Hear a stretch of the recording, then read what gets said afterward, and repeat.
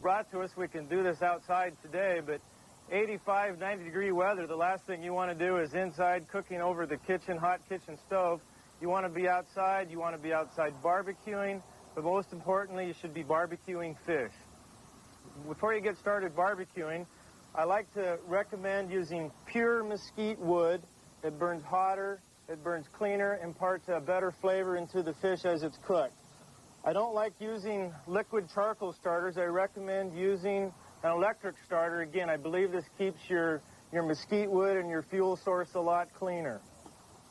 Many customers, as they come in and they're going to barbecue fish on the grill, they put foil on the grill, they put the fish on the foil, and then they barbecue it. To me, this defeats the purpose of barbecuing. In my opinion, you should take the foil, you should wad it up, and you should throw it away. By following a few simple guidelines, there's no reason why you can't put seafood or fish directly on the grill.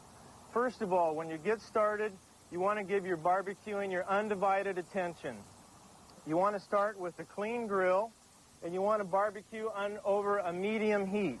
As your coals are ready and it's ready to barbecue, I recommend just basting your grill a little bit. This will keep your fish from sticking on the grill. With salmon or halibut, I recommend using a skin-on fillet.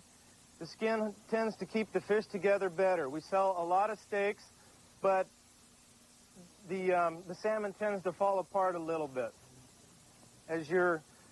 When you're ready to barbecue, I recommend basting your salmon with whatever you like. Grey Poupon, I'm using butter for convenience today.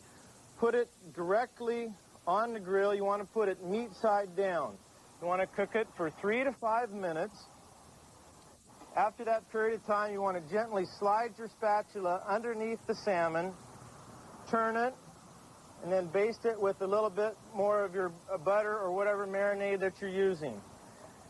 After another 3 to 5 minutes, you want to carefully take your salmon off the grill and put it on a nice clean plate. Don't put it on the plate that you took it out on. It still has some of the raw fish juices, so put it onto a clean plate. The most important questions that customers ask us is, how long should I cook my fish? Well, there's no exact science to how long. We usually recommend 3 to 5 minutes aside, but this depends upon the thickness of the fish and the heat of your barbecue. With any fish that you're cooking, what I like to do when I think it's done is I'll take a cross-section, and as it cooks, it turns white, and where it's not cooked, there's just a little bit of translucence, and I like about a quarter to an eighth of an inch translucence on the fish. In my opinion, that's when the fish is perfectly done. Besides the salmon and halibut, one category that is growing in a big, big way is your mahi, your yellowfin marlin, blacktip shark, striper marlin.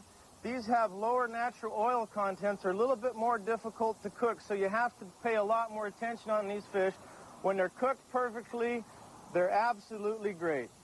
Some items that don't grill quite as well because they do tend to fall through is like your shrimp or scallops. In this situation, a kebab is an excellent way to go. Put it right on the grill and turn it just like you would the salmon or the halibut.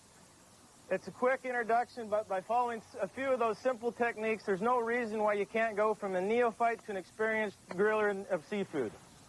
Boy, that was the best job you've done so far, John. I really like.